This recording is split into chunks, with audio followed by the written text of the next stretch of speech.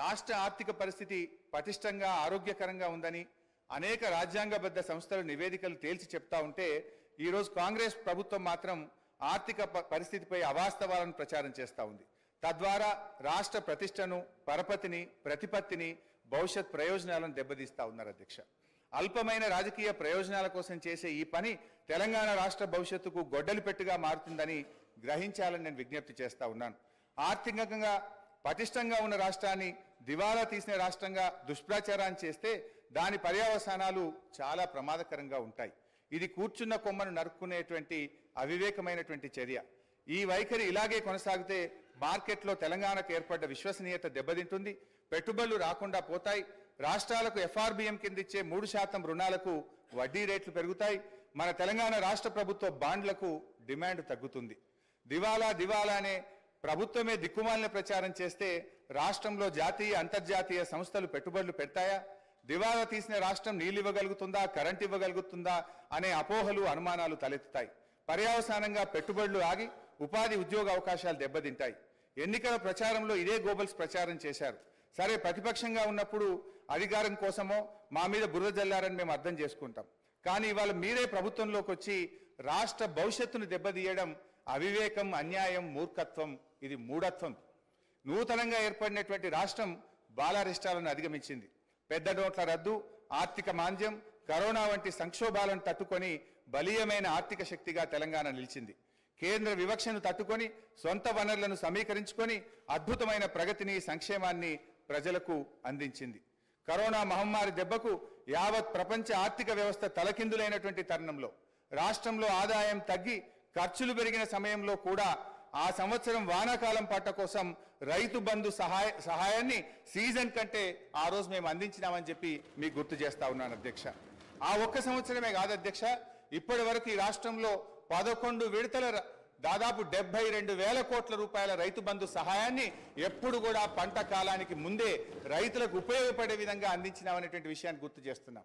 1 రూపాయి 2 రూపాయలు కాదు, 72,000 కోట్ల రూపాయలు రైతు బంధు కింద ఈ రాష్ట్ర ప్రజలకు నేరుగా సకాలంలో నగదు బదిలీ చేసి ఇలా రైతుల పట్ల మాకుండే ప్రేమను మేము చూపించాం అధ్యక్ష. తెలంగాణ రాష్ట్ర కీర్తిని పెంచినాం, పరపతిని పెంచినాం. ఇప్పుడున్న కాంగ్రెస్ ప్రభుత్వానికి తెలంగాణ హృదయం లోపించడం వల్లనే ఆర్థికంగా ఆరోగ్యంగా ఉన్నటువంటి రాష్ట్రాన్ని కేవలం రాజకీయ లబ్ధి కోసం అప్పుల రాష్ట్రంగా, దివాలా రాష్ట్రంగా, ఒక బీమారు రాష్ట్రంగా సృష్టించేటువంటి ప్రయత్నం చేస్తూ ఉంది. అధ్యక్ష, మీరు విడుదల చేస్తున్నటువంటిది శ్వేతపత్రాల లేక మీరు ఇచ్చినటువంటి హామీలను ఎగవేయడానికి దారులు వెతుకుతున్న పత్రాల అని మాకు అనుమానం కలుగుతా ఉంది అధ్యక్ష. మేనిఫెస్టోలో చెప్పిన 6 గ్యారంటీలు ఇంకా అనేక హామీలు నెరవేర్చలేమనే భయంతో ఎగవేతలకు, కోతలకు రంగం సిద్ధం చేసుకోవడమే ఈ శ్వేతపత్రాల అంతర్యమని మీరు చెప్పకనే చెప్తున్నారనిపిస్తా ఉంది అధ్యక్ష. అయినా ఈ శ్వేతపత్రాల్లో కొత్తగా ఏం చెప్పింది అధ్యక్ష? ఈ వివరాలు ఏవి కొత్త వివరాలు కావు. మీరేదో కొండందవి ఎల్కను పెట్టినట్టు కొత్తగా ఏదో చెప్తున్నారు. ఇదే శాసనసభలో అనేక సార్లు చర్చించాము. గౌరవనీయులు నేటి ఉప ముఖ్యమంత్రి గారు ఇక్కడ ఉండి వారు మాట్లాడినారు. ఇవాళ మీ మేనిఫెస్టో కమిటీ చైర్మన్ ప్రస్తుత మంత్రివర్యులు శ్రీధర్ బాబు గారు కూడా ఇక్కడ నుంచి ఈ వివరాలన్నీ సభలో చర్చించినటువంటివే. ఇందులో కొత్త విషయాలేం లేవు. ఇవాళ మీరేంటంటే మా మీద బురద జల్లాలనేటువంటి ఒక ప్రయత్నం అంతే తప్ప ఇందులో కొత్త విషయాలు ఏం కనబడతలేవు అధ్యక్ష. ఎందుకంటే ఆధారాలు కూడా ఉన్నాయి అధ్యక్ష. గౌరవనీయులు బట్టి విక్రమార్క గారు, ఇది శాసనసభ రికార్డు అధ్యక్ష, వారు ఇవాళ ఈ రిపోర్ట్లో ఉన్నటువంటి విషయాలను ఫిబ్రవరి 8, 2023 ఇదే సంవత్సరంలో బడ్జెట్ మీద చర్చ జరిగినప్పుడు ఇవే అంశాలు చెప్పారు అధ్యక్ష. నేను I can read out the details also అధ్యక్ష. అంటే బట్టి గారు ఆ రోజు ఇక్కడి నుంచి ఏం మాట్లాడినరో ఇవాళ ఆర్థిక మంత్రిగా అక్కడ నిలబడి కూడా అవే విషయాలు చెప్పినారు తప్ప ఇందులో పెద్ద కొత్త విషయాలు బయట పెట్టిందో, కొత్త ముచ్చట్లు చెప్పిందో ఏమి లేదు. కాకపోతే కొంత కన్వీనియంట్గా కొన్ని విషయాలను దాచిపెట్టి కేవలం గత ప్రభుత్వం మీద బుర్ర జల్లే విధంగా కొన్ని టేబుల్స్ మీరు తయారు చేసినారు అధ్యక్ష.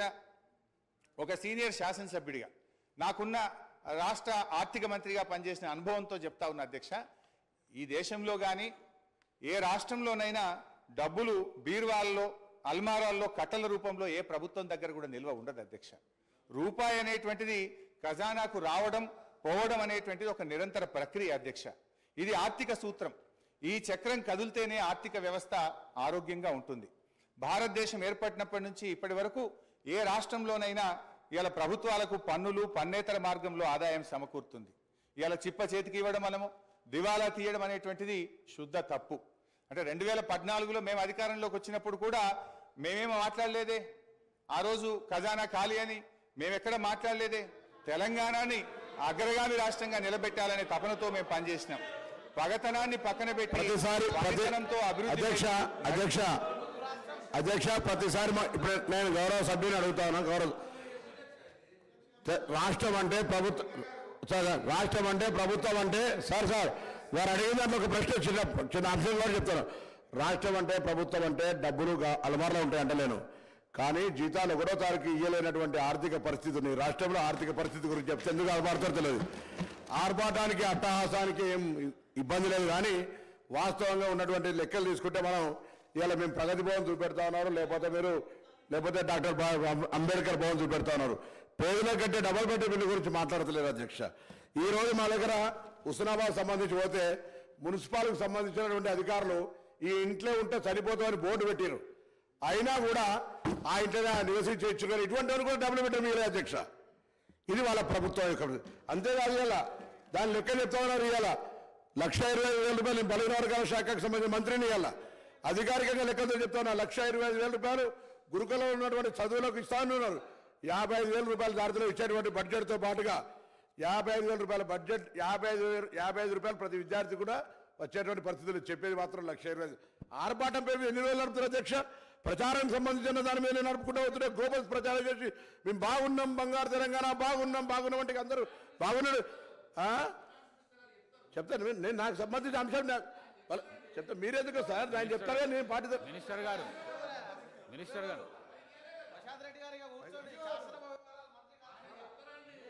హరీష్ రావు గారు.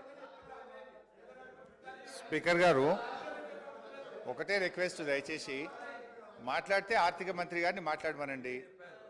మీరే ఇందాక సభ ప్రారంభమయ్యేటప్పుడు డిస్టర్బ్ చేయొద్దని చెప్పిండ్రు. ఏది పడితే అది అట్లా మాట్లాడితే మరి మళ్ళీ దానికి నేను సమాధానం చెప్పాలి. I will deviate from my subject. అధ్యక్ష, భారతదేశం అధ్యక్ష నేను కొత్త సభ్యుని కావచ్చు, కానీ పార్లమెంట్లో ఉన్న చట్టసభల గురించి గౌరవం ఉంది. నేను ఎక్కడ కూడా ఒక పొరపాటు మాట మాట్లాడి నేను కూడా అడిగిన డబ్బులు అల్మార్లు ఉంటాయని తెలియనంత అవివేకులు కాదు ఇక్కడ సభ్యులు. డబ్బులు అల్మార్లు ఉంటాయి అంటలేను, కానీ జీతాలు ఇవ్వలేని పరిస్థితి, పెన్షన్లు ఇవ్వలేని పరిస్థితి. ఇటువంటి పరిస్థితి ఉంటే రిటైర్ ఉద్యోగులు పెన్షన్ల కొరకు చుట్టూ తిరిగేటువంటి పరిస్థితి, ఇవాళ ఇన్స్టాల్మెంట్ల మీద ఇచ్చేటువంటి పరిస్థితి. మీరు ఒక ఇల్లు నేను చెప్తే నేను ఎక్కడో చెప్తలేను. నా హుస్నాబాద్ నియోజకవర్గంలో జరిగినటువంటి సంఘటన మీ దృష్టికి తీసుకొస్తాను అధ్యక్ష. ఇది తమరికి పంపిస్తారో చూడరు. ఈ ఇంట్లో ఇప్పటికి కూడా ఉన్నారు ఇట్లనే. అరే మీరు చెప్తే మాట్లాడతా, లేకపోతే మమ్మల్ని తెలియకుండా మాట్లాడుతున్నది పొరపాటు అంటున్నా నేను. మాకు తెలుసు కదా, మాకు కూడా అవగాహన ఉంది అంటున్నా. Please please